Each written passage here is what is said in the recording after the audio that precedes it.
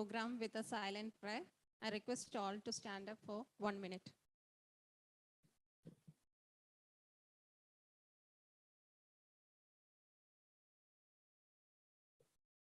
So thank you.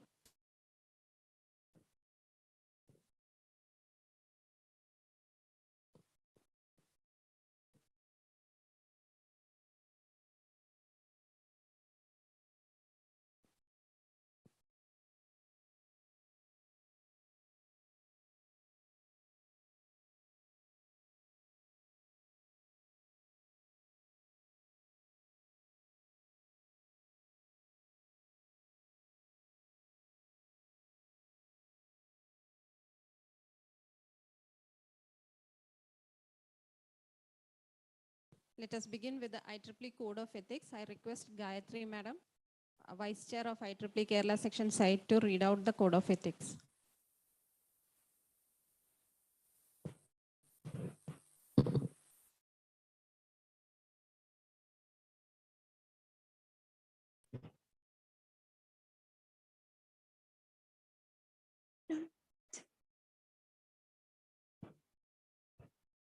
I request everybody to repeat after me. We, the members of the IEEE,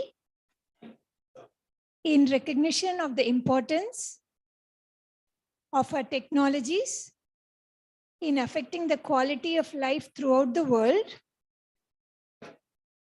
and in accepting a personal obligation in our profession, its members and communities we serve, do hereby commit ourselves to the highest ethical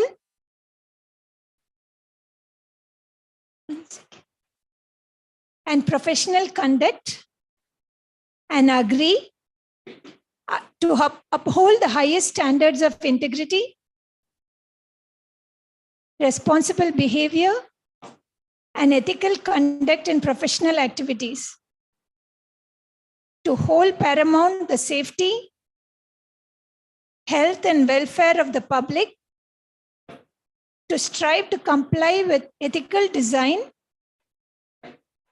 and sustainable development practices, to protect the privacy of others, and to disclose promptly factors that might endanger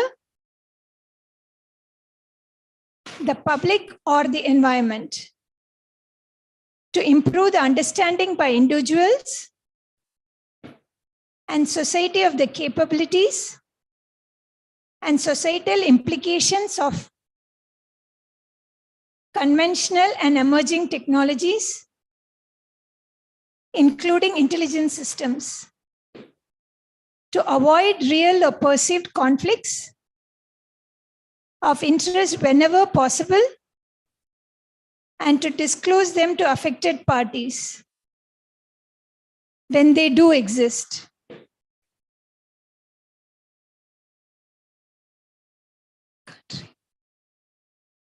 To avoid unlawful conduct in professional activities, and to reject bribery in all its forms, to seek, accept, and offer honest criticism of technical work, to acknowledge and correct errors, to be honest and realistic in stating claims or estimates based on available data, and to credit properly the contributions of others, to maintain and improve our technical competence, and to undertake technological tasks for others only if qualified by training or experience, or after full disclosure of pertinent limitations, to treat all persons fairly and with respect, to not engage in harassment or discrimination, and to avoid injuring others, to treat all persons fairly and with respect, and to not engage in discrimination based on characteristics such as race, religion, gender, disability, age, national origin, sexual orientation, gender identity, or gender expression. To not engage in harassment of any kind, including sexual harassment or bullying behavior. To avoid injuring others, their property, reputation, or employment by false or malicious actions, rumors, or any other verbal or physical abuses. To strive to ensure this code is upheld by colleagues and co-workers. To support colleagues and co-workers in following this code of ethics, to strive to ensure the code is upheld and to not retaliate against individuals reporting a violation. Thank you.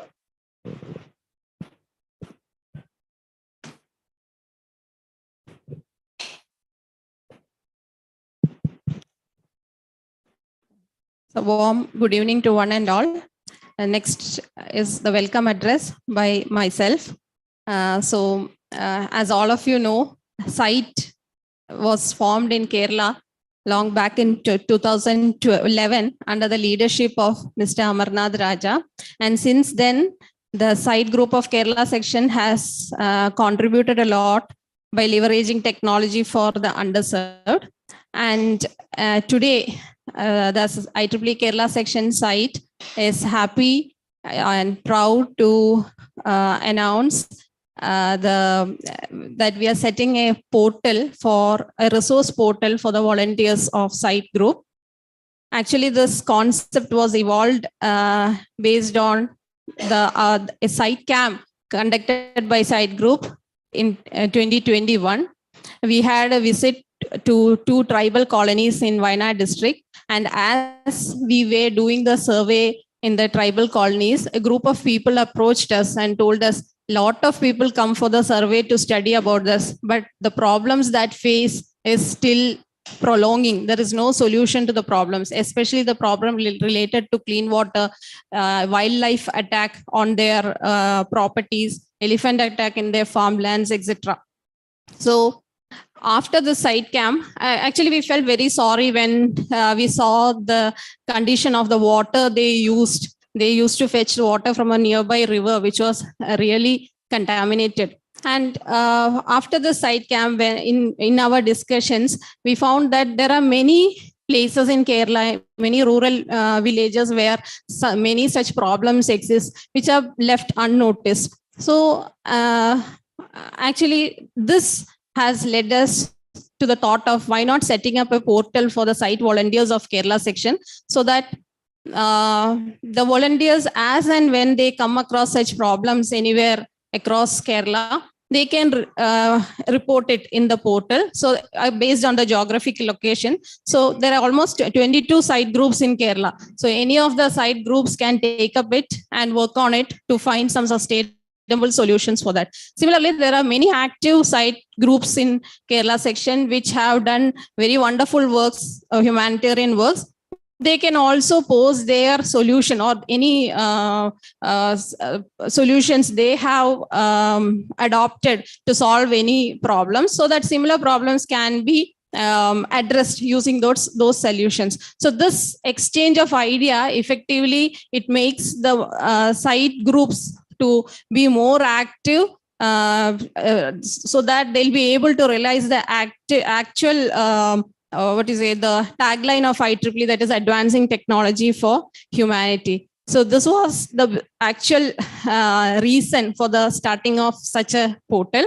So with this brief introduction, and also at this point of time, I would like to acknowledge the efforts taken by the ECC of IEEE Kerala section, Mr. Alan, program coordinator, Mr. Abhinav of IEEE Kerala section SITE, and the students of NIT Calicut, because without their hard work, we would not be able to do this. And with this, let me get into my duty. Today we have Mr. Sambad Kumar, Global Chair of IEEE Humanitarian Activities Committee. He has accepted our invitation and has been ready to come over here despite all his busy schedule. And I welcome you, sir, to this function. Then Dr. Sabik, Chair of IEEE Malabar Subsection, will be presiding over the function. I welcome you, sir, to this function. Next, we have Mr. Jayakrishnan MC, who is the Chair of IEEE HAC Events and Chair Industry Relations of IEEE Kerala Section. He has been the pilot driving all the site activities of IEEE Kerala Section for the past few years. On behalf of our MSS and Kerala Section, I welcome you, sir. Also, we have our leaders of IEEE Kerala Section, Mr. Amarnad Raja, founding chair of IEEE Kerala Section site, Dr. Mini Ullanat, chair of IEEE Kerala Section, Mr. Sadish Babu, HAC advisor of IEEE Kerala Section site, who have joined us online for the felicitation. Also, our past chair, Mrs. Sharada Jayakrishnan, has also joined. I welcome all of you to this auspicious function. Last but not the least, I welcome all the volunteers and all the participants who have joined here as well as who have joined online. Thank you. Thank you all. Next is the presidential address by Dr. Sabik PV.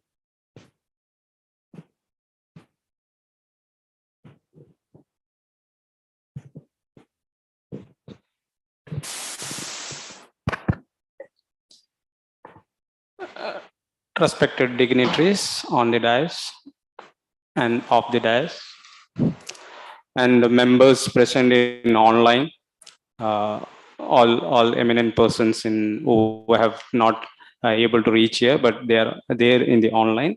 A warm good evening to one and all. We are very much delighted to have such an eminent guest at this venue immediately after the inauguration of the office.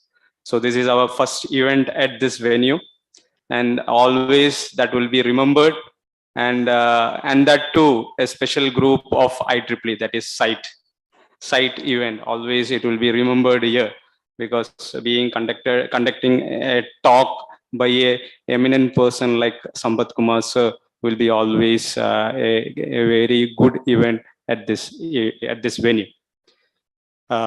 Regarding site, I'm not the correct person to talk about site, because I never worked, but after listening to sir, definitely I will also take up some events related to the events that is benefited for the community.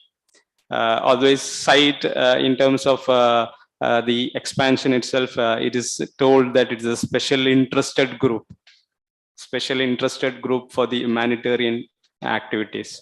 So people who are really interested to use the technology that they are learning now in their colleges, they can use these technologies for the benefit of the society. So we will have a good session from our speaker, and also it is a good opportunity to all the IEEE members who are present over here to interact with the guests and know what are the possible opportunities in this to get fund, as well as to have a good proposal that can be accepted globally by the IEEE, so that you will be funded for that. So all the best to all the participants. Interact properly with the guests. This is only occasion you can get a chance like to have an interaction with a person who is working 24 hours. Okay, so thank you from my side. All the best to all the participants. Thank you.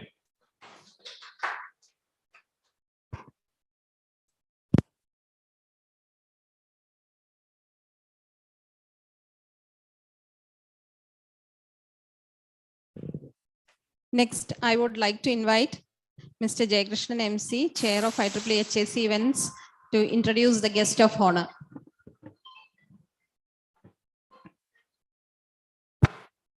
Good evening, those who are present in person at Malabar subsection office of IEEE Kerala Section, and also those who are joined online on Zoom for this event. Yeah, it's a great pleasure for me to introduce a good friend. And really, we have a very special guest today who thinks almost 24 hours and 7 days a week or 365 days a year about supporting those who need real support. And I think he works more than 20 hours a day to convert his thoughts to reality. If I start reading out his profile and laurels, the rest of the evening will just go in that. So I just picked up some of the key points, and let me introduce him through Sambad Kumar. This is a current chairperson of IEEE's Global HAC, and this is his second year. He was a chair in 2021 and continuing in 2022. And also, he is going to be currently the president-elect of the IEEE's coveted group called IEEE Itta Kappa New, or IEEE HKU. And he will take over the presidentship of IEEE HKU in the year 2023. Then prior to this, he was also chair of the site steering committee under the HAC. And on the professional side, he is working at Amazon, where he is leading a group of researchers in the area of conversational artificial intelligence, natural language understanding, and cloud computing. Outside of IEEE and his professional career, he is also leading many humanitarian initiatives through an NGO working in the field of helping the underserved children across the world. And he is a recipient of Larry K. Wilson Transnational Award in 2016 from IEEE, and also the Theodore W. Hesse Outstanding Young Professional Award in 2020. And he is a BTech graduate from Anna University and MS from Tufts University, Massachusetts, USA. I think it is better that I stop here and welcome one of the best humanitarian volunteers I have ever met in my IEEE career to share some of his experience today. Welcome, Sampath. Next, I would like to invite Mr. Sambad Kumar to inaugurate the Site Volunteer Resource Portal and for the inaugural address. Am I audible? Okay. So,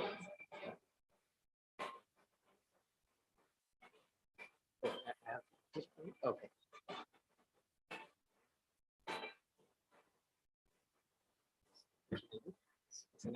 Just click on it.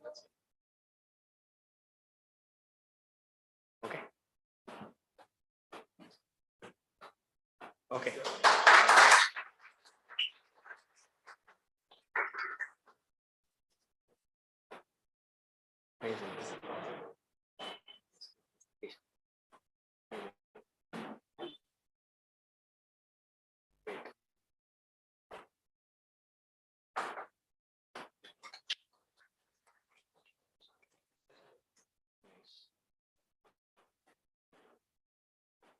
Amazing.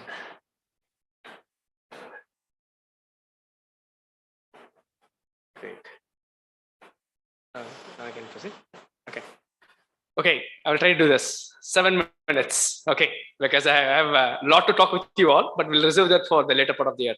So again, very happy to be here. And of course, this is to be, honestly, it's a family reunion for me. The reason why I say that is, if you look at my IEEE journey, the track record, the last 18 years or so, I have traveled in parallel with some of the veterans of the humanitarian space. Beloved Amarnad Rajasa is on the call today. He has done amazing work in Kerala and tsunami efforts, Nepal. I mean, the list is huge. I can't As Jen sir was talking about my profile, I don't think I can complete the list of contributions that Rajasa sir has made. In parallel, at the time, I was also as a YP, leader spearheading similar initiatives on the disability front, which I'm really passionate about in the last two decades. Again, you have Dr. Sharda, and you have Jai Krishnan sir, and we have even like, if I remember from HAC standpoint, yeah, we have Satish Babu sir, the many veterans. So if you take the top 10 people in the humanitarian space in the last 15 years, I'm pretty confident 60-70% will be in Kerala, and you all should be proud about that. Secondly, this is the mecca of site, right? You're here. It all originated here in 2011. And it's always, delighted to be here, talk with especially the volunteers from Kerala, the passion, you care for, it's well reflected in the projects what you have done. Especially today, I think the real hero and heroines, I would say, is the site group of Kerala. And I would really want to appreciate Professor Bindima and every member of the steering committee and the Kerala section, right? See, having a coherent portal which can, solicit feedback and identify, the problems across the state is very critical, right? Today it happens in silo. People, we have patients and they go and find solutions or identify problems in silos. What you have institutionalized or standardized right now is by creating this portal, you are gathering all the data and then you are going to, put them into different buckets and identify and prioritize the most pressing problem. I think that provides a very unique opportunity. In fact, before the session, we were talking that, this will be a trailblazer project in my view, which I'm pretty confident should be emulated by other site groups throughout the world.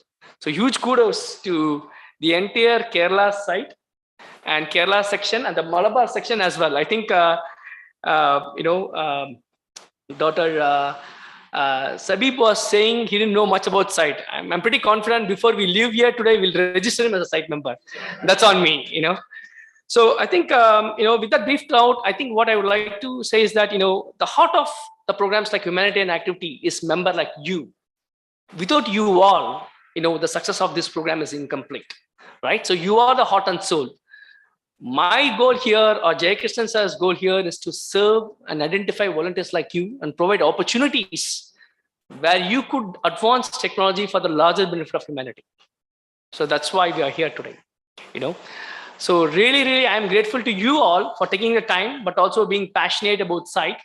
So I am your Santa Claus here today. However much of time you want, you can talk with me after the session. I'm happy to, help you out, So with that brief note, I would also like to thank specifically like few people who again was able to meet me earlier this week, especially the Kerala section chair, Dr. Mini Ulanath and Suresh Nair as well, and all the executive committee members of Kerala section. They made a very rapid visit 2 nights back.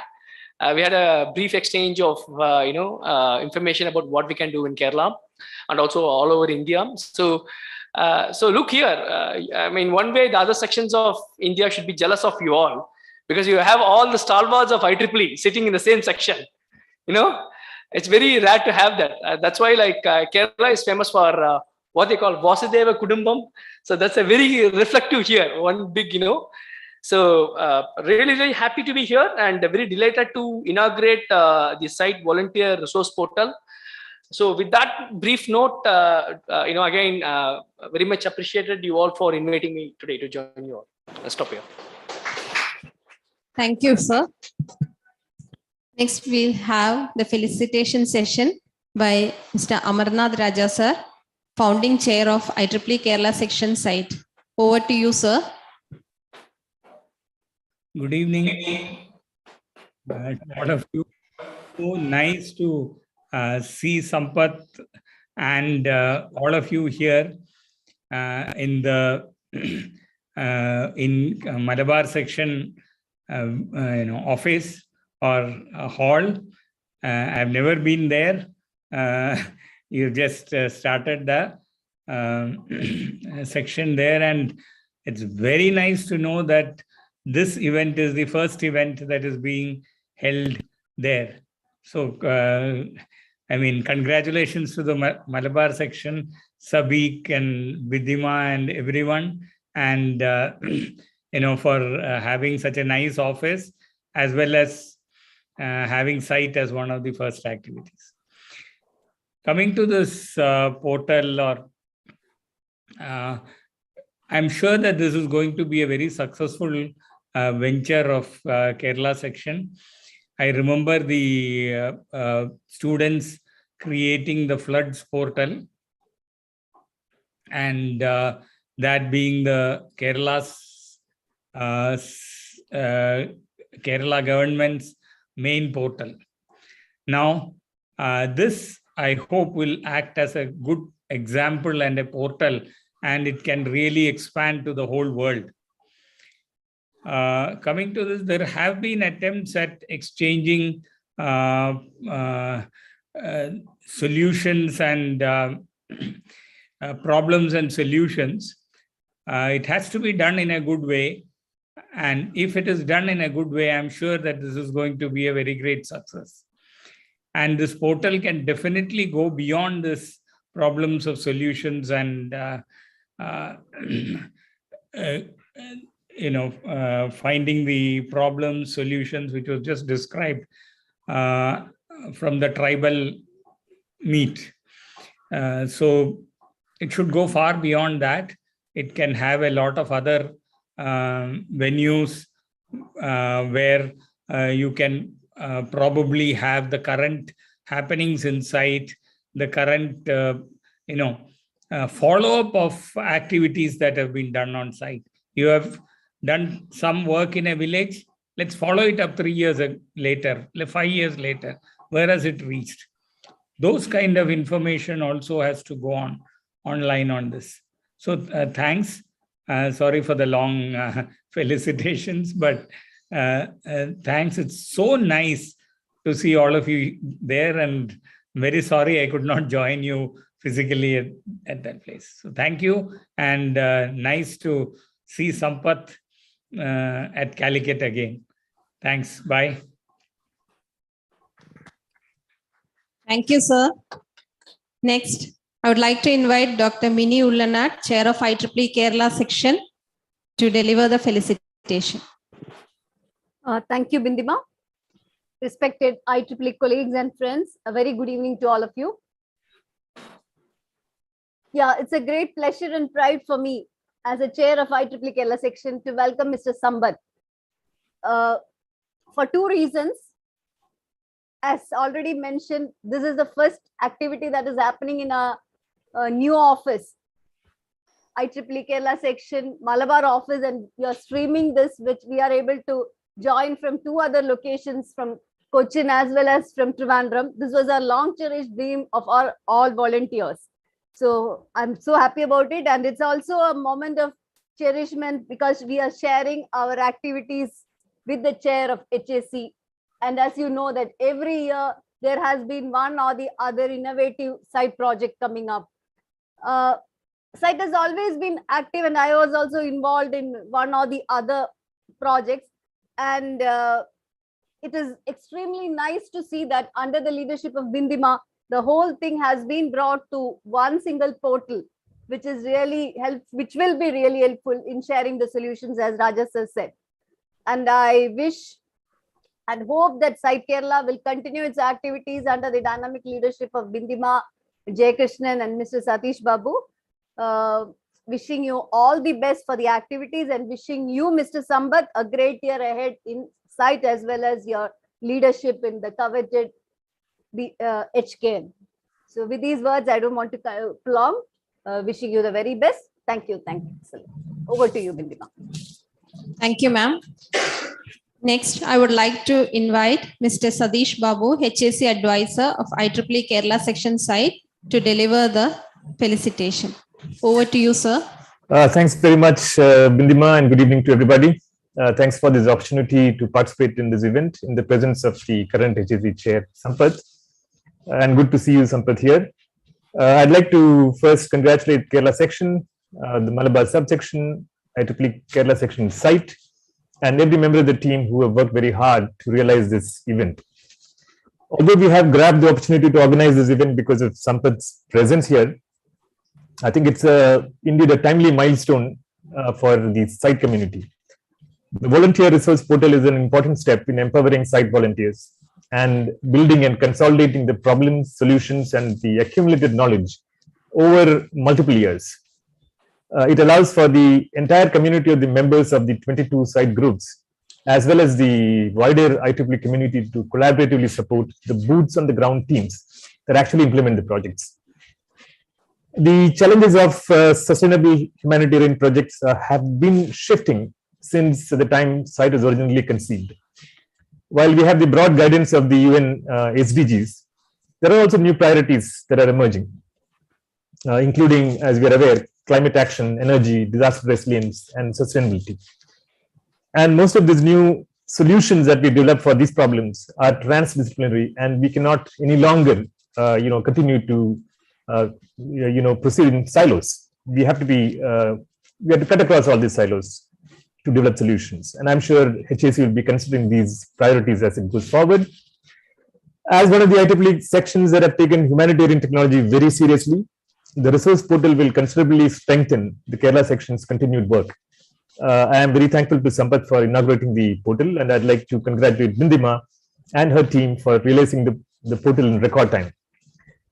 Congratulations also to IEEE Malabar subsection, and it is quite lucky for the subsection to have such an eminent program as its first program.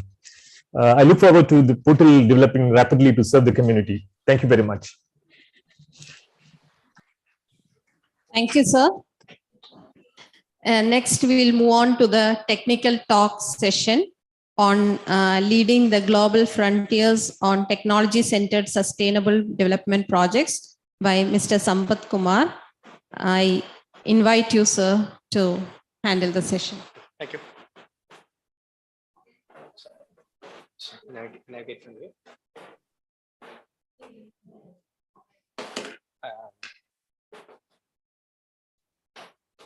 Don't know.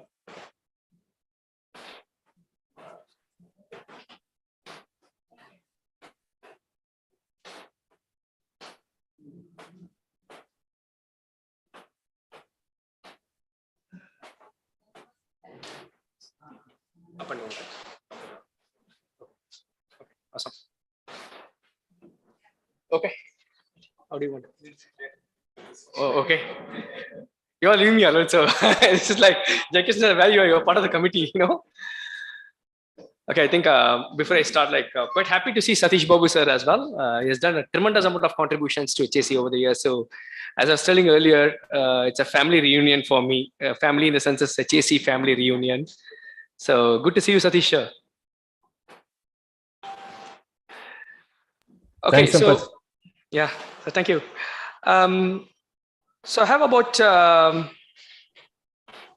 35 minutes. So what I would like to do is I'll try to compress and give you as much as information possible. Then I would like to reserve time so that all the volunteers on the room will have an opportunity to interact and ask whatever questions you have from site and HAC standpoint. So again, quite happy to be here. And again, huge kudos to Professor Bindima and her amazing dynamic team for putting forth this program and inviting me. So what we will do is for the next 20-25 minutes, I will give you 3 segments. I mean, this presentation focuses on 3 different segments. One is to give you an understanding of what is humanitarian activity. I mean, you all know about it. So I want to show you at a 360-degree what we offer, what are the possibilities, And second, we want to show you what are the value addition programs we have added over the last 2-3 years. How we have scaled up HAC to newer heights. Especially last year was the pandemic, but we converted the roadblocks into stepping stones for us last year. And in fact, we had record-breaking growth last year. We'll see that shortly. So, and the last segment, we'll see some examples. Since you're all in the middle of writing proposal right now, I just want to play the role of Santa Claus and tell you a cheat sheet what a good proposal looks like. Maybe we'll also see some sample projects as well. Okay. So with that, again, congratulations to the Malabar section for hosting me for the first time. And in all transparency, This is my first in-person meeting that I'm attending in India as HSE chair and as the incoming president-elect for HKM. So again, grateful to Malabar section for inviting me. Okay, so first let's look at like a quick some of the statistics, right? So what if there's an activity within IEEE where about 95% of the participants have said they're going to renew their membership because of the value addition they experience in their program. Second, about 70% says their participation in the activity has a strong influence to renew their membership. And about 91% are likely to participate in their activity in the following year, and about nearly 90% satisfied with their participation. So luckily, we have that activity within IEEE do exist, and that's IEEE humanitarian activity. Okay. So first, we'll look at the segment of what is HAC and site. I mean, I don't need to give a primer because you all are very well aware, but still for the benefit of everyone on the call and others, I just want to give a quick glimpse of what is HAC and site. So IEEE Humanitarian Activity Committee, which is shortly called as IEEE HAC, it's a global committee. We report to the IEEE Board of Directors. The mandate for our committee is to provide a portfolio of global programs to inspire, connect, engage IEEE members like you. So you could put your leadership skills and technical skills for the larger, for the larger benefit, So in a nutshell, this is a strong, this is a perfect alignment strategically and also tactically for the larger vision of IEEE, which is to advance technology for the benefit of humanity. I mean, all of us in various roles, as an academician, as a technologist, as a researcher, we author paper or develop products, we have an influence, towards the world around us. But what makes HAC very unique is that it provides very, very complementary avenue that irrespective of your technical background, your work experience or academic background, you can come together as one Vasudeva Kudumbam, put your skills into larger, good actually. There are 4 major strategic areas that, HAC offers, first one is raising awareness. We conduct workshops and we have the global, event head here with us, Dr. Jayakrishnan with us here. So we provide workshops, we conduct workshops in events. We want to create awareness about how engineers can participate, and contribute in these programs. Second, we provide training actually, right? That's very important. Once you have a passion, we want to provide you with the skill set so that you can upskill your talent so that not only you can, identify the right problem that matters for your community, but also we want to provide the avenue you can strengthen your skill set to be industry ready, especially for students. We'll see that shortly. 70% of site membership is students actually. That means you're increasingly seeing the value of, being a site member, how you could leverage the skill. Third, we provide project funding program. We want your dreams to become actionable, right? Dream without action is pointless, right? And action without a vision is not executable, right? So we want to provide the trade-off for you, right? We want to make sure you can take your ideas, convert them into an actionable project, and you can deliver a real-world impact. So this year, specifically as I speak, we have the project call fair that's going on. If you have not submitted a proposal, go for it. If you are not at a site member, register for it. And if you don't have a site group in your college or within your society or within your subsection, go for it. Our role here is pretty easy because we are Santa Claus. We want to provide more opportunities, more funding to empower you all. Because remember, our mandate is very clear. HAC's success is basically the success of the members. You are the heart and soul. So just let us know what you need and we are here to serve you on that. The last one is, today HAC is spearheading a record-breaking partnership within the realm of IEEE and outside of IEEE. Specifically, last year we had about 30 engagements within the realm of IEEE, and also great engagement both with industry and international organization and UN actually. So, in fact, Spectrum has just published an article about HAC's record-breaking growth. I will forward it to you all if you have not read about it. So these are the 4 major areas where we focus on.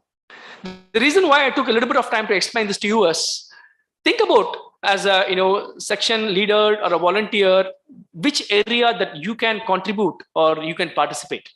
That's why I wanted to make sure the primer is clear.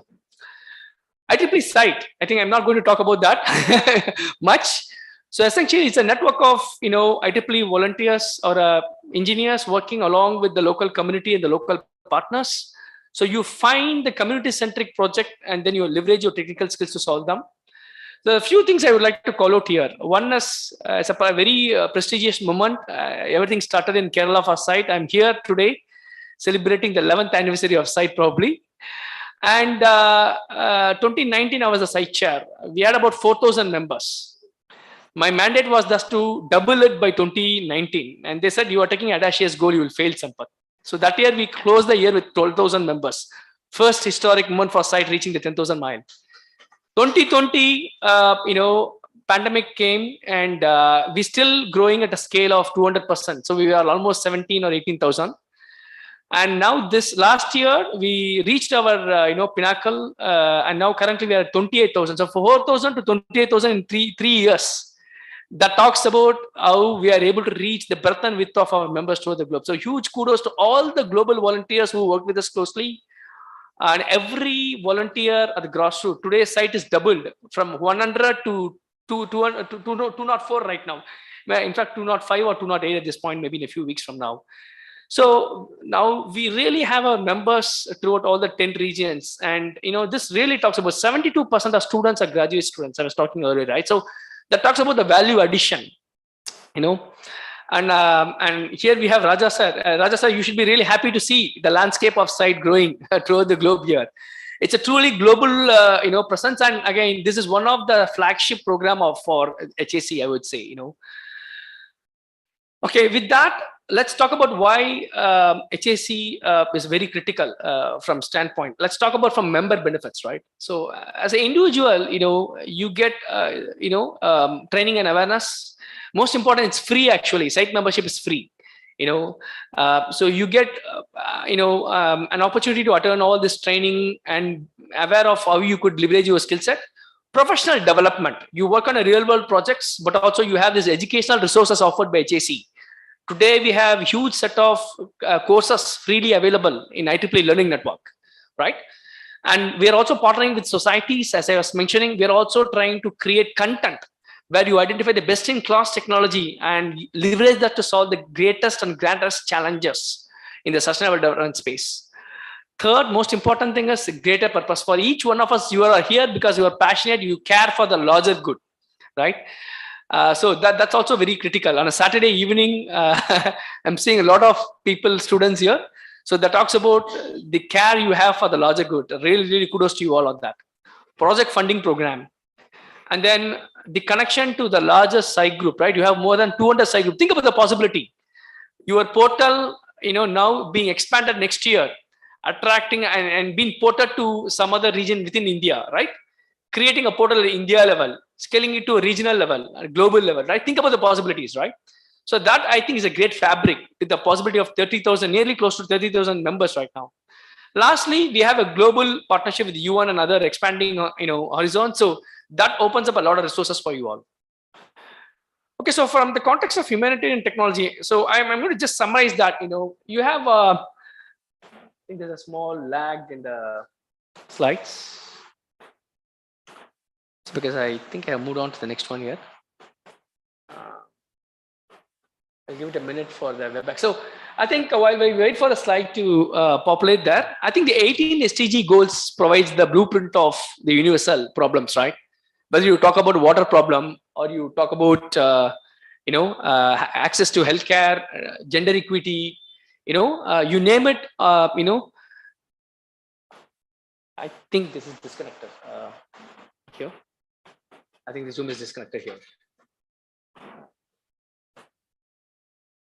So I will continue talking while they are working on the technical issue. So I think the entire role is why IEEE members have to involve in, fundamentally this program. So let's talk about that, right? So I think the event started with talking about code of ethics, right? All of us as an engineer, we have a social responsibility.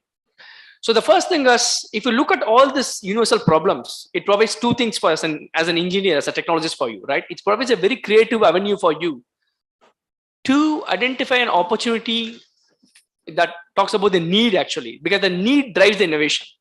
If you don't have the need, then there is no basis for innovation. So the primary factor, this universal problem, it gives you that need, identification of that need. Second, it provides that amazing avenue as a technologist to bring out the creativity out of you, right? So I think these two are interconnected. So the need drives innovation. The innovation is again used by the people, the community. Again, there's an emerging need because of that, and then it drives innovation. So it's a very, very connected loop actually, So that's why it's very coherent. When you look at the humanitarian space, the sustainable development space, it's very, very coherent to the larger, the benefit. Yeah. So that's why, it's why it's very important.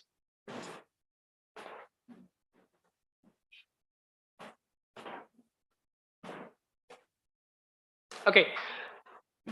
Let's now quickly talk about the value proposition, what HAC provides, right? That's also important to understand, right? The landscape.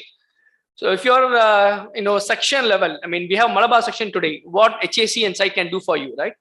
First, organizational vitality, kindling the interest of your members, providing them with complementary avenues. You have society programs, you have student activity, you have multiple, but you have a common platform to bring all of them together in spite of the technical background and their interest, right? So that's very important for the organizational vitality. Second, member engagement, that needless to say, you take from students to young professionals to senior members to fellow, everybody have an opportunity to contribute and participate here. So it's a perfect Indian buffet, I would say. For everyone, whoever, I mean, you're a busy industrialist, you can mentor a student. If you're a student, you do a project. If you don't have time, you can still review. You can serve as a reviewer. So there's a lot of opportunity there. Increased networking, collaborations at a grassroots, right? Not only within the realm of IEEE, but also you are meeting with local community and you're expanding your horizons. That means you're expanding your blast radius. Lastly, increasing public visibility for IEEE. So you can now easily tell someone, what does an engineer do? I mean, 15 years back, when you say electrical engineer, there's a joke. My friend's grandmother always thought like electrical engineer will change only bulbs in the house.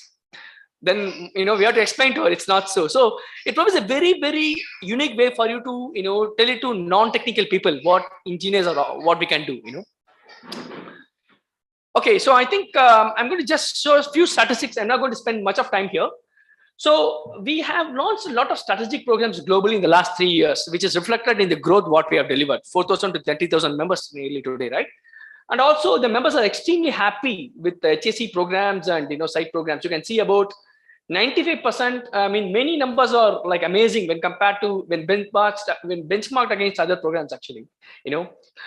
So I think there are a few key slides I would like to touch upon. So maybe we'll talk about that actually.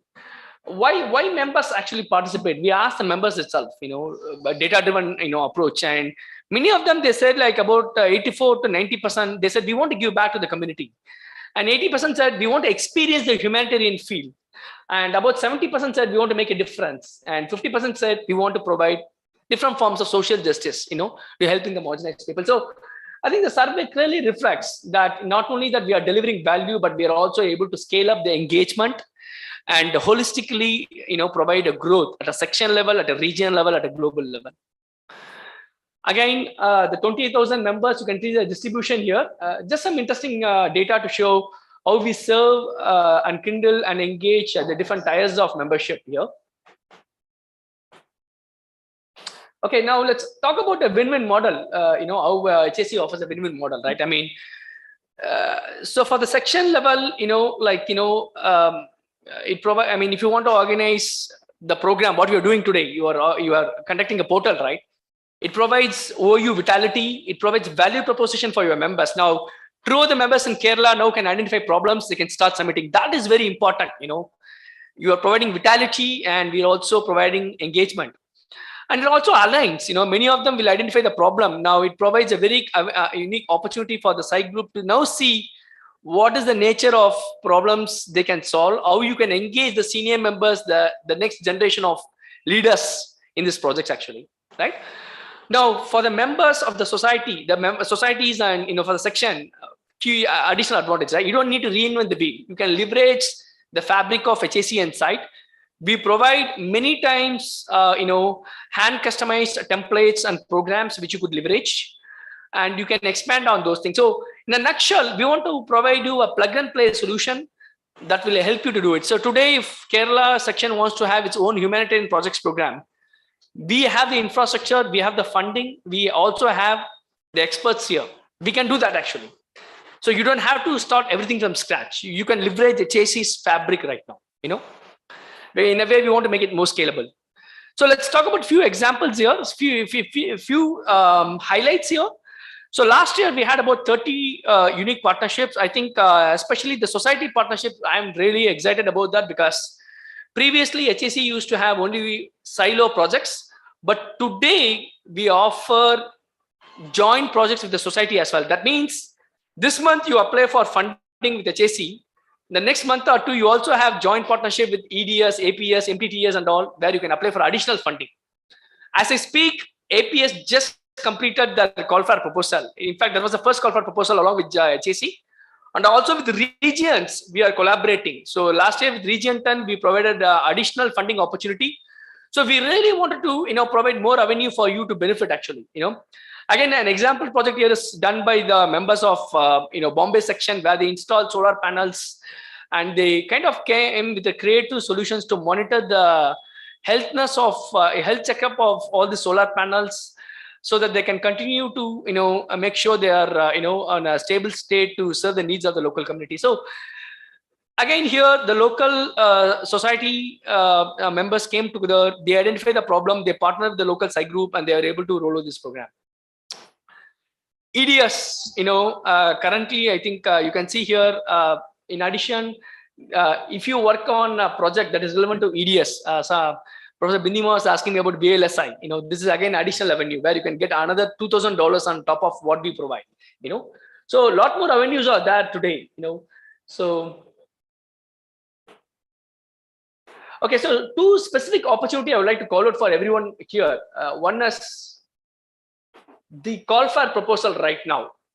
It's happening right now as I speak. April 4th is the deadline. As you all know, HAC project will touch upon that. What are the best practices? But we provide funding for 3 categories of projects. It has to be community driven. It has to be, a community it cannot be, a top down where you say I'm an expert in certain technology, so I'm going to take this technology, give it to a community. No, it doesn't work that way. So you identify a community, you understand their need, and then you propose an appropriate technology for that. Either you develop a new technology, or you take an existing technology like solar, technology, you can customize it to serve the need. The third thing is policy driven. You can make a recommendation, what you can do for it, right? And we provide up to $5,000, anywhere between $1,000 to $5,000 per project. You can come back multiple times based on, incremental milestone. These are typically 6-month projects. HAC used to provide larger grants, but we want to empower more people. So last year we received about 385 proposals and we funded over 100 projects, which is the highest since the inception of HAC. So we are quite happy because COVID also opened up a lot of avenues. So we want to make sure our members are engaged. So definitely participate in this projects, make best use of it. Needless to say, you have the veterans of HACs here. So seek their guidance and also write to us if you need any guidance. Second, one of the most important program we launched last year is a member engagement avenue, which is being will be headed by our respected Jayakrishnan sir this year at a global scale, where if you are an academician or someone from industry that you would like to contribute by becoming a reviewer for these projects, you write to us. We have a portal and we can you need to submit your nomination, and then our committee will make a decision on that. So that call for is also going to be there. So these 2 unique opportunity, make sure that you leverage immediately. Like, if you are not submitted a proposal or if you have interest, you can get started that way.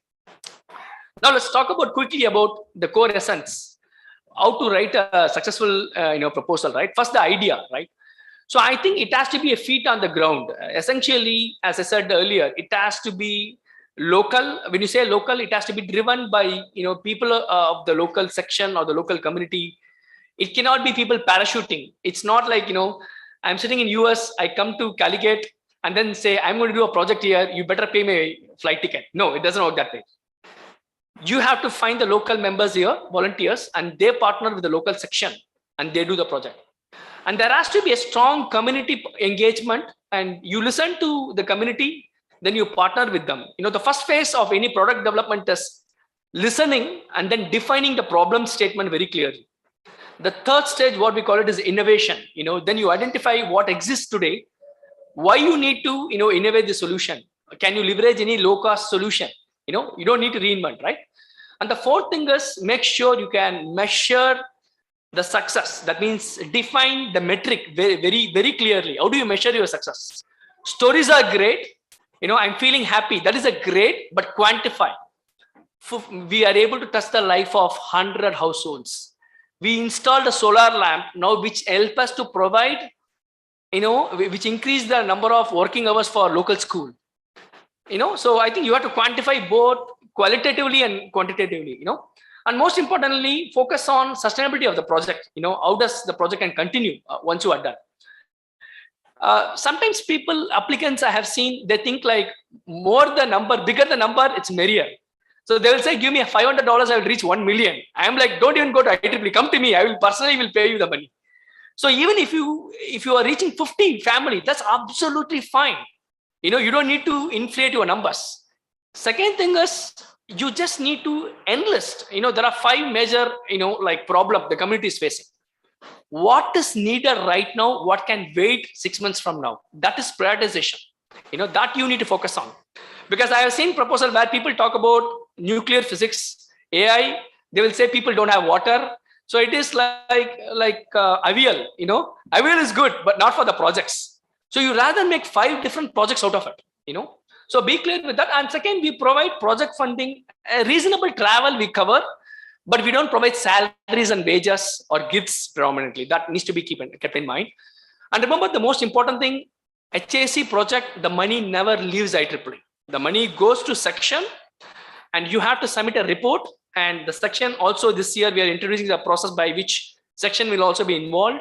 So they also have visibility. So you can have your own NGO, but we cannot fund the NGO. It has to go to the section, and the project is primarily for doing, the implementing your, project engineering component of it.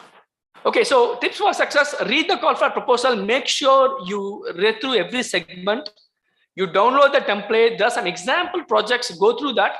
And of course, if you need guidance, write to a local site team or even write to us. We'll be happy to connect on a guidance call.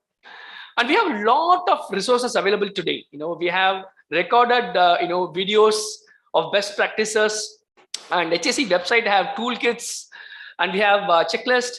And most importantly, we also have an assessment metrics. So I think many times people have difficulty to quantify the success. Simple as you do a project, how many people are you benefiting? That's your immediate output.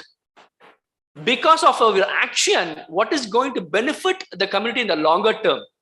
Maybe you have more children going to the school, because you now have solar panel, so I need a solar panel right now here, so think about that, right? So make sure that you review the assessment metrics and you make sure you quantify the metrics for that, And of course, there are courses freely available for you. Take that, So with that said, if you're a member and if you are not a site member, sir, I'm going to register you, site membership is free, just add it, Second thing is you can participate in the free courses what we offer. Third thing is form a site group. So next year, when I come back to India, I want to see a Malabar subsection site group here, Fourth, submit a project, proposal if you have not done it. Fifth, donate to the IEEE site fund. I think many of the veterans here have contributed, I know personally. So I think as a member that you can do it. As an OU, what you can do is you can do a joint program. If you have an idea that you need funding, write to us. Second, we want to publicize your opportunity, so, publicize our call fair. And also there are some great events that's going to come in Kerala pretty soon. I know the leadership is working on WA event. So if there is an event, see if you could put a humanitarian track, you can also get funded there. There's an events funding. And the biggest program, global site, a hack site, which we launched last year. I look forward to have people from Kerala this year to present your work there. It's one global event. Last year we have UN ITU General Secretary. We have many big players, Minister of Costa Rica, and we have Father of Internet. Many people. We are able to put together a great program. So this year also we're going to have it, and we have site day that's coming up in 3 weeks. So conduct some events as well there. So with that brief note, I have some additional slides, but I'm not going to skim through that. I will have one slide at the end I want to talk about. So I think one thing it's important to understand here is, this is the assessment metrics which I talked about. So when you complete the form, you'll be able to see this. This is quite important. Spend time thinking about your project. We have some examples also available, So think about the output and outcomes. What can be solved in the near term? What is needed for the long term? And most important, avoid these pitfalls when you are filing your application. Make sure you have an objective, you complete the metrics, and you actually enter the actual column, put the dates, your project schedule, when you plan to start, a tentative one, and also your budget, and then, I just want to give you this overall process.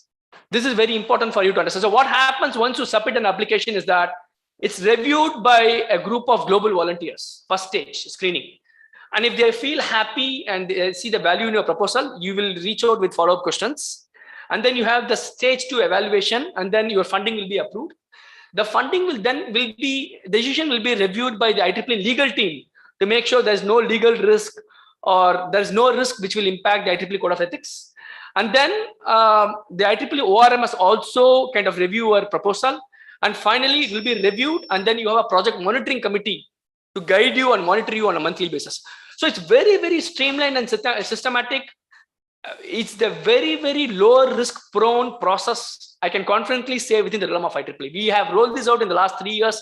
Very successful, So with that brief note, I know I have dumped a lot of information for you all. Again, I highly encourage you all to participate. And again, I'm really thankful to the IEEE Kerala Section leadership, Malabar Section leadership, and Kerala site leadership. And wish you all the best for a successful and a great year. And as I said earlier, I want to conclude my note, my talk with the note, I think the need of the hour is urgency. We are all meeting, from the pandemic. We are just still trying to recover from the pandemic situation. So I think knowing is not sufficient. We should act on it. So don't hesitate. If you're a student, don't hesitate that your application will be rejected. Fail fast. That is the mantra to be successful. So with that brief note, I wish you all the very best in your endeavors, and I will open up the floor for questions at this point. Thank you again.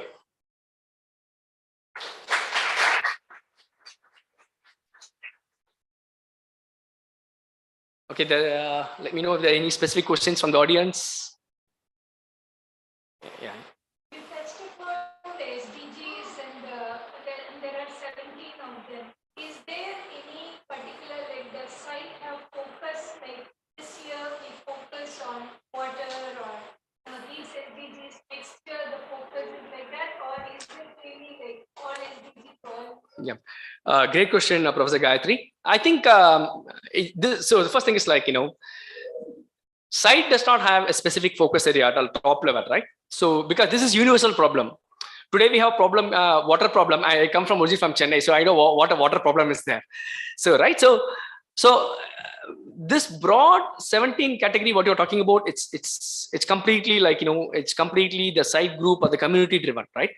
It's very subjective to the individual community. So last 2 years, we took that approach of COVID centric problems actually, right? Because that was the need of the hour. But this year we have opened it up because many people wrote to us saying that no, we have other problems which is significant. So to answer your question, all the 18 broad categories what you identified here, we support that. Not only that, if you have other categories of problem which does not fall under here, but it falls under the larger realm of sustainable development, we also support that actually. So there is no strings attached. As long as you can connect to a community and you can demonstrate that need, we support that. So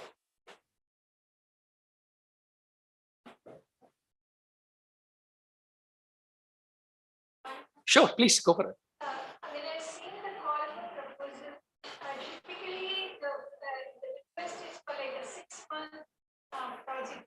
Yeah.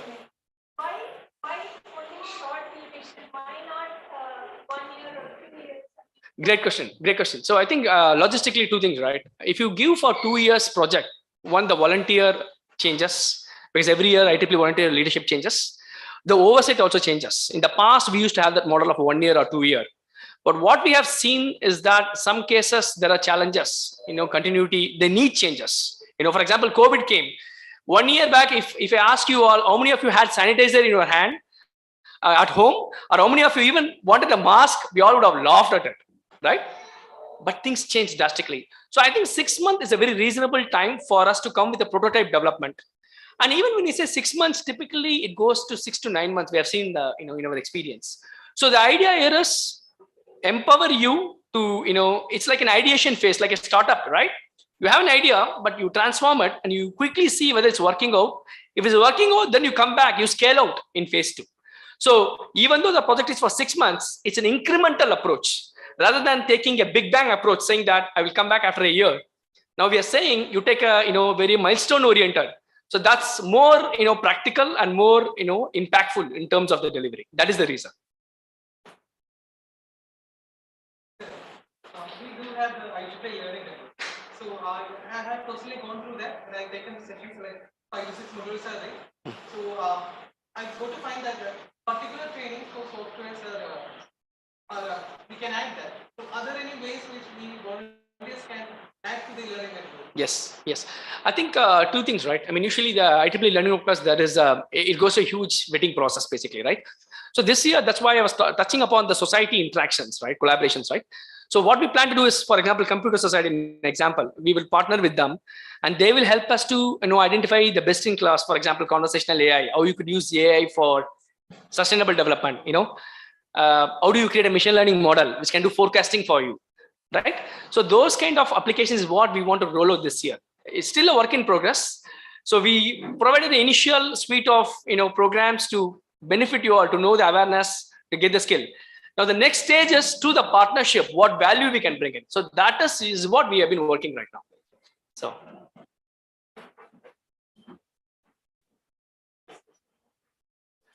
Oh, questions are all? Or any questions from online participants?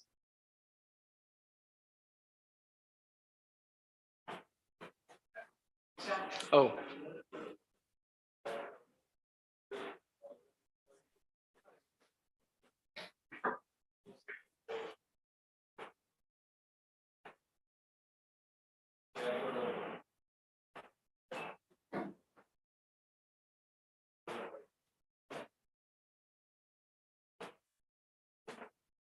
I think while we are waiting, I think many of you have read. One happy news here is that in Kerala site this year, I think what is the college name? Chenganur College has won the site, affinity group of the year award. I'm very, very happy and proud of them. So huge kudos to all the officers of that section. It's definitely a great moment.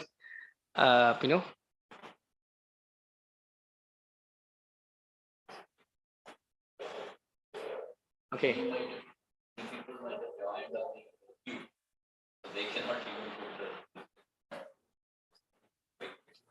Mic could be louder. Okay. Thank you. Again, yeah, I mean, any questions, again, people who are here, you can interact with me. If you have an idea, don't hesitate. Students, especially, I came all the way here, especially to meet you all. Yeah, go for it.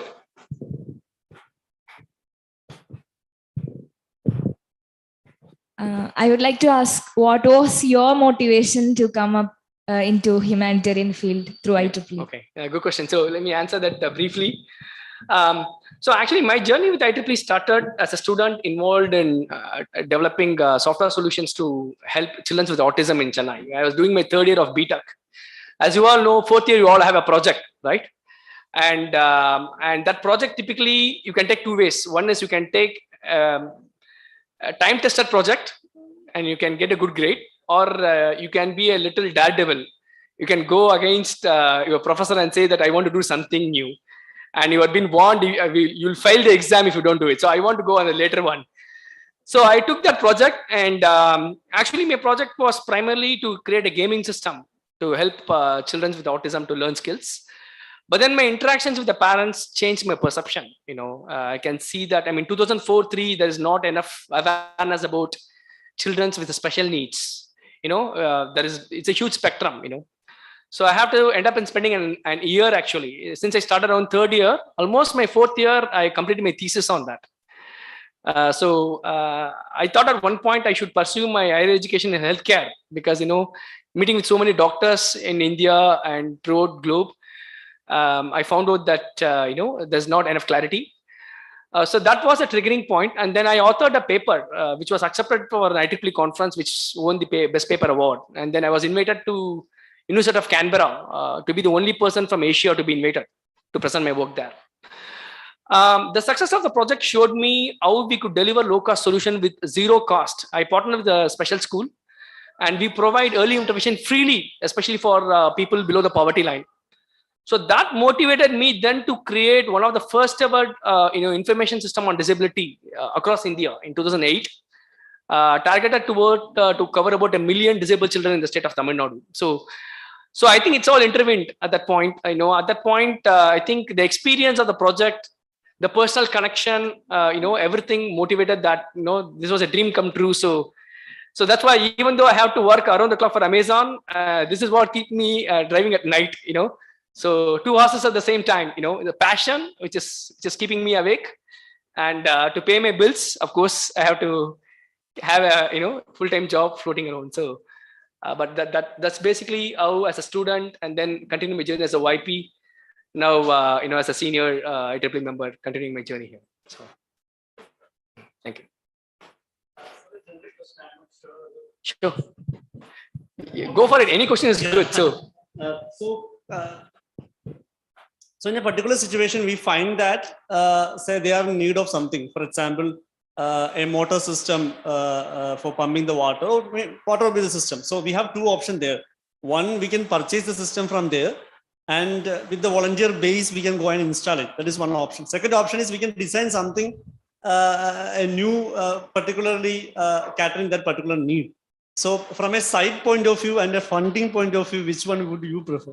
Okay, you are putting me on spot. So let me give a diplomatic hat now. Let me wear my diplomatic hat. Okay, the answer is yes and no.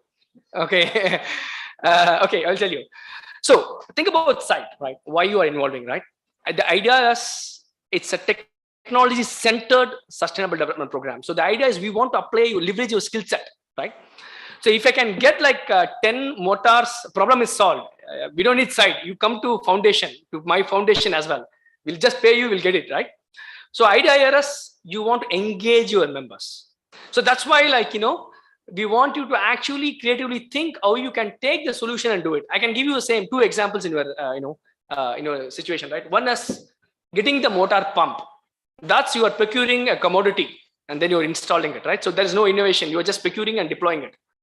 But if you position your proposal as, I'm going to collect the data, how many people are using, and then I'm going to leverage the data and give it to the government and going to create a data analytics tool out of that. So the government can think, where there's water scarcity, how they can use the resources. Then it becomes a good package for it. Then your request basically fits into the perfect model there.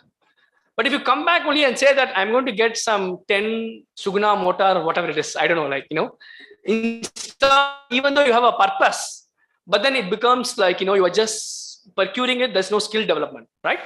So I think you have to make sure that there's a development angle to it, how you can apply engineering, even like solar panels, right? Solar panels are many times people have funded. Even that's what I was wondering, because we have shown an example of solar panels, right? But customization, you do an audit, you say the school has 10 water filter, 15 rooms, and a kitchen, maybe like, electric kitchen. I don't think electric kitchen is there in India. I don't know at this point, but so you calculate the overall capacity needed. Then you say, to meet this capacity, I need so-and-so solar panel, low cost solution. Then you say, I'm also going to collect the data of that. So that becomes a need centric, right? And you also are quantifying, data driven, you're demonstrating that. That is acceptable, right? But then if you come back and say that, hey, there is a need, I'm just getting solar panel without explaining why solar panel is the solution. Is there's another government program that you can leverage, or can you put some kind of inverters in place, or there's also self-serve solution that's available these days, off-grid solutions. So that you have to demonstrate the merit of how you arrived at the solar panel. That we say in product world, market analysis. Here, problem analysis. So make sure for the problem, the contextualization of the community, the solutions available in your local neighborhood, the skill of the volunteer that's available, and how you are selecting, solar panel and the skill. That is what is going to demonstrate why the problem fits to solve your local community. Okay. Sure.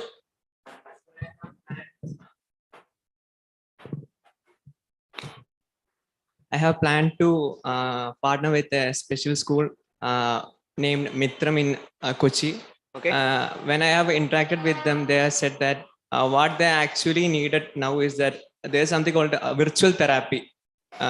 It's for autism, students with autism disorder and other intellectual problems. This project is like that. It needs a software, and this software is basically provided by. This software is first. It have been implemented by TCS in some special schools, and I think we could implement this software and this sensor-based project. But at present, for this proposal, I think we are not able to develop some kind of prototype in this small time period. I think we need some more time to develop this software. So how could we for the event proposal we have to show some developments, right? In this small period. Yeah. How could we? Okay, let me answer this, right? A couple of things for you. Let me advise you on a few things, right? So first thing, I think anytime you plan to use a commercially available software from a commercial institution, you have to be a little careful, because data privacy is very key. You don't want to develop something which is going to be used by a different company. So my recommendation to you right now was, we don't need you to have a working prototype when you apply for the funding. You just need the idea and a plan, a project plan, right? As I told, right? Define the problem. What is your innovation? What you are proposing? It's a proposal. You're proposing something, right? So you don't need something right now, right? Second thing is, anytime you use a software solution, two things you have to keep in mind. I will add a little bit of my AI head here. You have to account for accuracy of your system. I don't know what you plan to do. You have to quantify it. For example, if you plan to envision using machine learning or some software models, you have to show how this is contributing to the actual improvement or the well-being of the child. So I think those aspects is important. I mean, since I don't know the specifics of, I think once you have a proposal, it may be easy for us. But a high level, if I were you in your shoe, things I will consider right now is, why the software? What is the benefit of the virtual thing? How it's complementing the existing thing? Why this is a pressing problem? What are the measures I'm taking to put data privacy in controls? Anytime you deal with children, there are legal regulations toward the world. In US, we have CAPA, and you have HIPAA. I'm sure that in India has some degree of some kind of compliance measures. So make sure you are addressing those things. And most importantly, how this is contributing to the early intervention. That is important, right? How this is. So I think if you can consider all the factor, then I think it's good. Second thing, as I said, I think if you follow through the guideline, it clearly says 6 months is for you to propose what you can say, that I want to develop a prototype. That's also fine. But you have to demonstrate the value and a community need. That's more important right now. We don't expect you to come back with a huge software. You can say that first stage is prototype development. We are going to do a pilot study with a focus group. Then we can then scale it out. So that will be an incremental approach. So that's why in industry we talk about agile planning. Agile planning is increment. Okay, so it's like you will still be given the buffet, but you come in line. Every time you come, I serve you one dish. It's like that.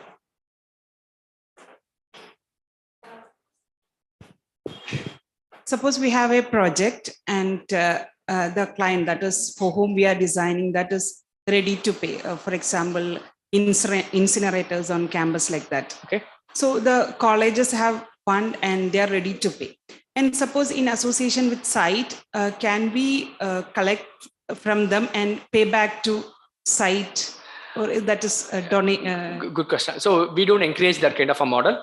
So basically, as I was telling earlier in my presentation, like the money flows through the fabric of site, means within IEEE, right? So our money cannot be used to pay for external NGO or so forth.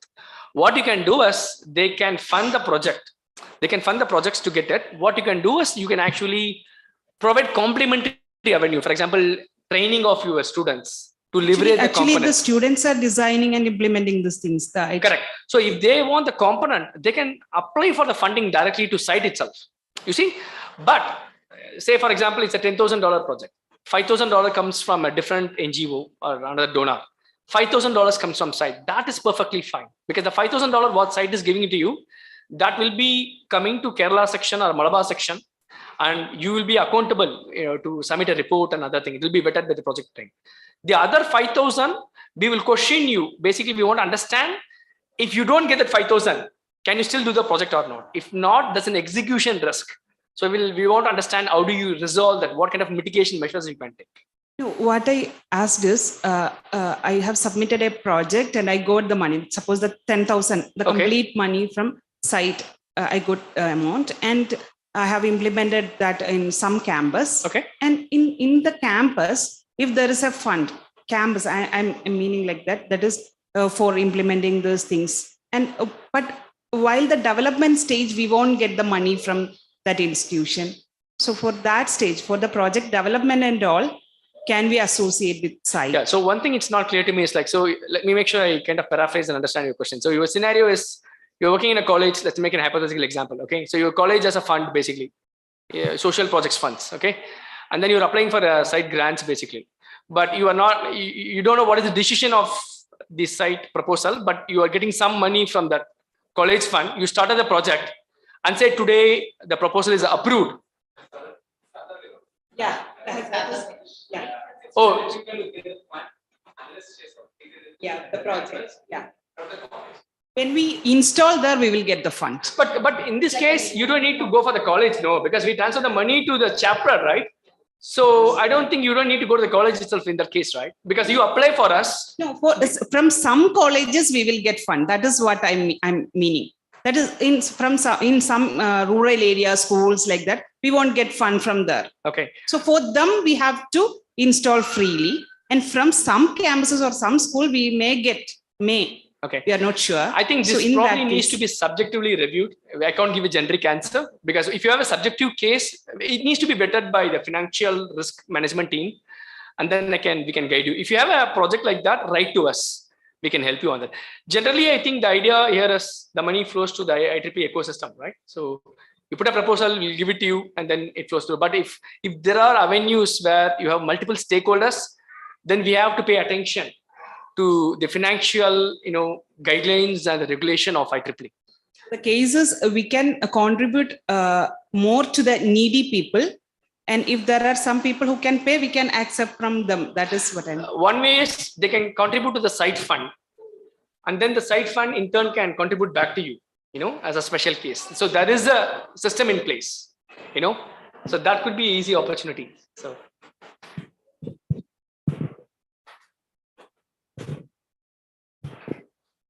Hi, you were talking about the project proposals, right, like in the previous example about the mortar pump, where we use an existing technology and we leverage it. But there might be some cases in medical or in NLPs where our technology need to be fine-tuned and the focus should be on the R&D aspect. So we may not be able to impact a larger community, especially if it's a hardware-based project when compared to software-based. So what is the nature of acceptance of such projects? Yeah, so I think great question. I think anytime you want to, I will now have my hardware hat coming from Sun Microsystem. So I think anytime you propose a hardware, what you do is you actually do you do a benchmarking, right? And then the most important, as I said, the need, how your hardware is going to solve the problem, right? That need and the initial benchmarking you have, that becomes a good basis for you to make a convincing case. Now, if you just come with a hypothetical design and say, I'm going to ask for money, it's quite hard. I mean, you know, for hardware, to fabricate a small chip, the company will ask you a zillion questions, right? So the right model there is, if you get the benchmarking data and then demonstrate how this chip is as the potential, you design as the potential to be better than the, you know, existing market solution. You know, that I think it's a very, very reasonable, you know, data to share. That I think will be a strong case to make for. And also for R&D, if you talk about NLP, right? I mean, even in NLP, if I create a machine learning model today, if you say I create a machine learning model which can talk in Malayalam, right? The primary parameters for a machine learning model is accuracy, precision, error rate, right? So you have to benchmark that. There are a lot of open source tools. You can run it and say that, you know, I'm going to leverage NLP for this use case because that can serve a larger population. So the answer to the research-based one is need should be the primary factor, benchmarking, or maybe in some cases A/B testing. I mean, you can even do a quick A/B testing if you can spin up a portal. Then, you know, you can have your machine learning model, you can route it, and you can measure the performance of your NLP machine learning model or your chatbot. So that could be a way to demonstrate that.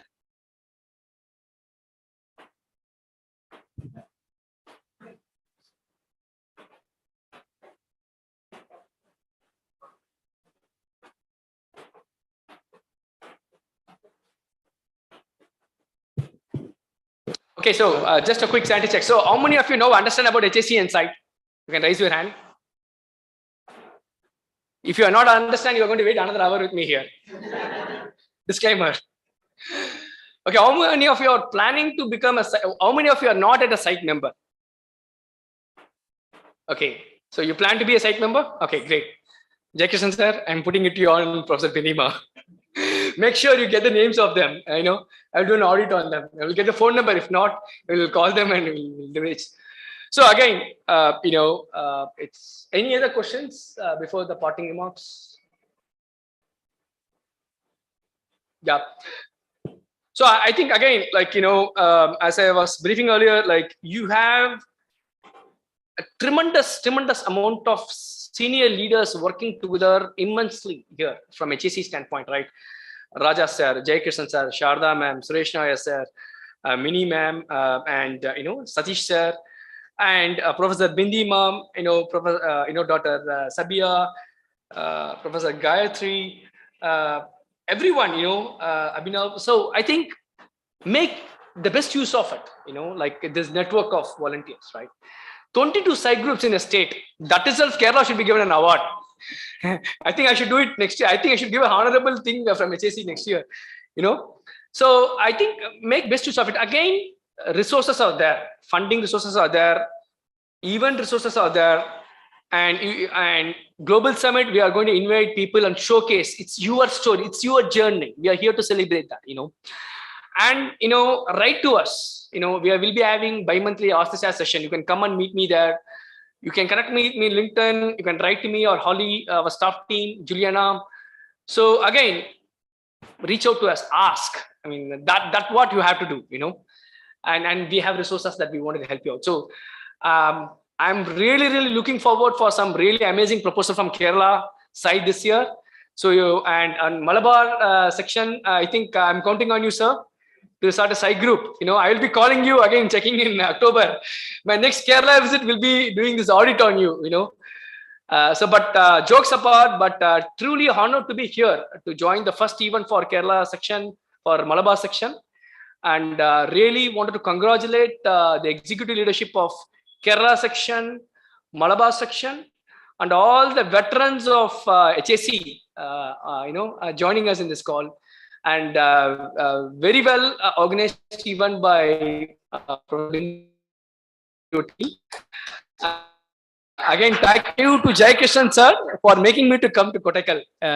I think he played a very instrumental plan, he and Amarnad sir, for my India visit. So really grateful to them.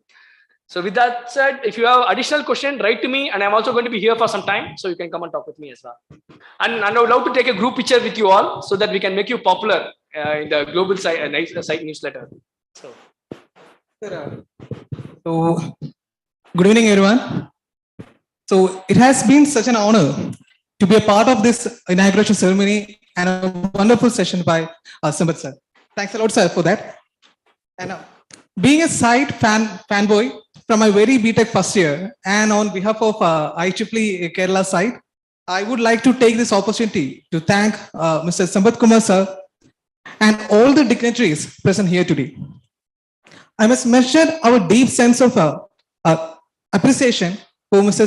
Sambad sir for the technical talk leading the global fundraise on technology-centered sustainable development projects, by which he gave a great insight beneficial for our upcoming projects. I'm also very grateful to Mr. Amarnad Rajasa, Dr. Mini Ulanad ma'am, Sadish sir, Jagishan sir for the encouraging speeches and making this evening a memorable occasion. Thank you, sir. Thank you, ma'am. And a very special thanks to Bindima ma'am, Gayatri ma'am, Gilesh sir, and Sean Chetan for being the back pillar of this event, for supporting us throughout this event and making this event a successful happening. Thanks a lot, sir. Thanks a lot, ma'am. And with that being said, I wish we will be striving, we'll be hitting the site proposals this month with a very good opportunities for funding, and we'll come up with the great projects this year, and we can assure you, sir, that. So with that being said, I conclude my words. Thanks a lot for this evening. Thank you.